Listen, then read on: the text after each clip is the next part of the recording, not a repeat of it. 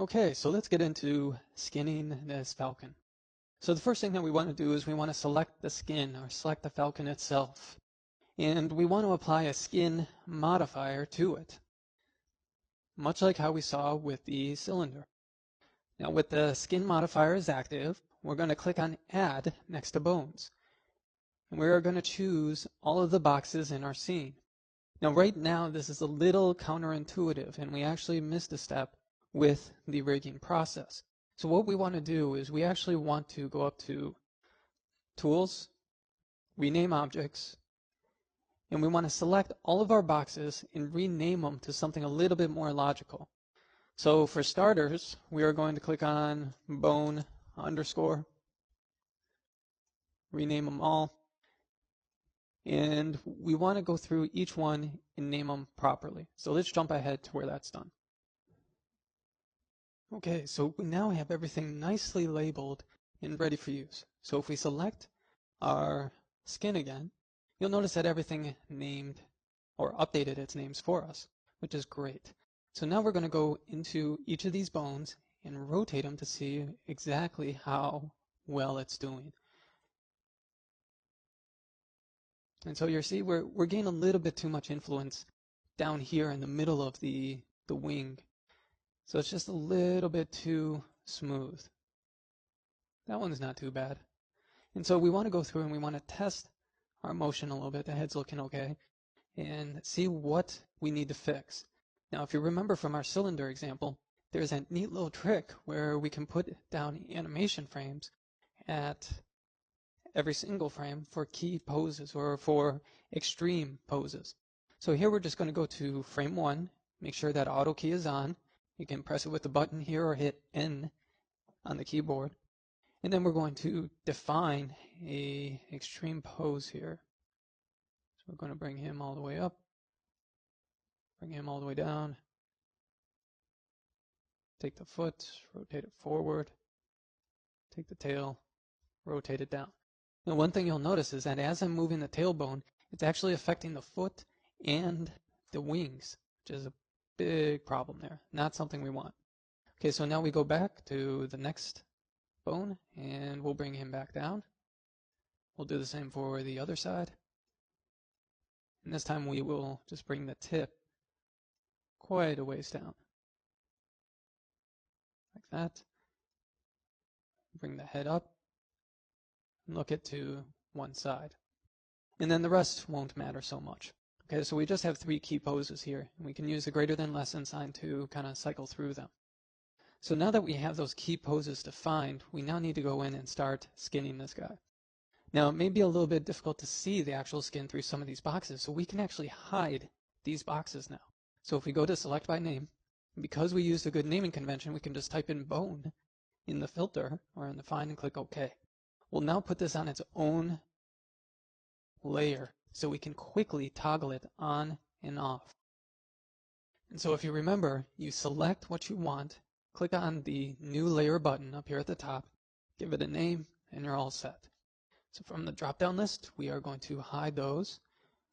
We're going to select our bird. And because of that little trick that we did, we can still see it deformed at various states. And now we're going to click on Edit Envelopes. And this is where the fun begins. So what we want to do is we want to we'll start with something simple, such as the tail. Now if we look at the tail here, you can see that it has a lot of outside influence here. It's affecting the wings quite a bit, and if we rotate around, it's affecting the feet as well. We don't want it to affect any of that stuff. So we're going to switch into our top view so we have a much clearer idea of what's going on. I'm going to select our paint selection option, and we're now going to get into painting the vertices, provided that we cannot get what we need from modifying these influences on the capsules or on the envelopes. And so we can get close and we can take care of some of it, like we got rid of the feet and we got rid of some of the other problems. But it's not enough because we still have problems on the wings here as well as on the tip. So to get into assigning specific weights to a bone, what we do is right underneath Edit Envelopes, we activate Vertices. We can select those vertices. In this case, I'm just clicking and dragging over them. You can see they have little white boxes around them now. With those selected, we scroll down in our interface here, and underneath Weight Properties, we bump that all the way up to 1. Now for these other vertices, we can select the vertices on each of these wings. We can either choose to set the weight to 0, or what we can do is we can actually click on Exclude Selected Vertices. And what that will do is no matter what other weights we set and however else we paint or assign vertex weights for the rest of our model, these vertices will never get assigned to this bone, which can be extremely useful. Okay, so let's jump back into our perspective view. And with that said, we're going to use the greater than, less than sign to figure out how well this is working. Okay, so it's not too bad. Okay, so now what we want to do is we want to go into the next step. So the next step is we're going to end up fixing these wings down here. If we take a look at the top view, notice what happened here for the middle box, or for the wing base. Basically, it oriented our bone incorrectly. So if we go all the way up to the top with Edit Envelopes and turn off Vertices, we really don't want to worry about it right now. And we select one of these end points here and drag it onto the other dark spot there. So what we want to do is we want to reorient this bone so that it better represents what's going on. We also want to adjust the influences as needed. Now, some things become very clear even without it being deformed. So like, for example, even without it being deformed, we can tell that it's actually bleeding into this area of the wing quite a bit. It's affecting the opposite wing, which is just plain wrong, and it's affecting a large part of the body.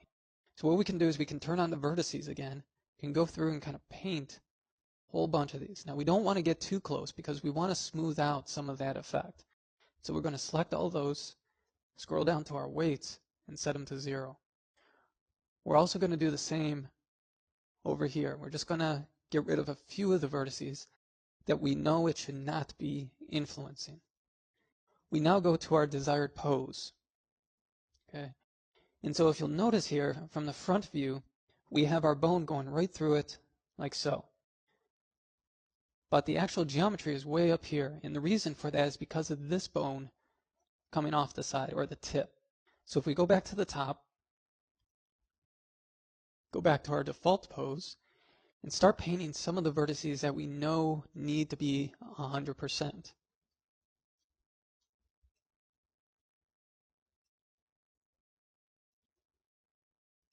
Okay, that's looking a little bit better.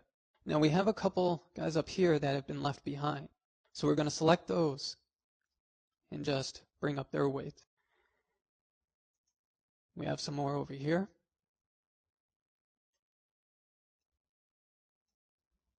And now we can switch to the tip. Make sure that all the ones at the edge are completely set to 100% or 1. And then these in the middle can be adjusted gradually. And so here we're just going to adjust the envelopes. I'm going to paint over all of these vertices off to this one side. And we know for a fact that we do not want those, so we're just going to exclude them from ever being possibly assigned to that particular bone.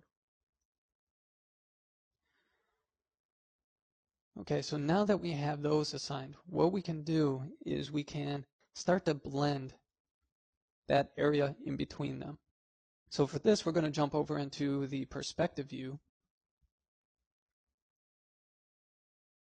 get a nice vantage point of what we're looking at.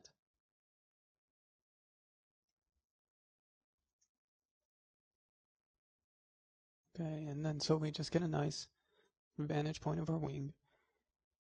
And we just continue to adjust the vertex weights until we get something that we like. So let's jump ahead to where the wing is done.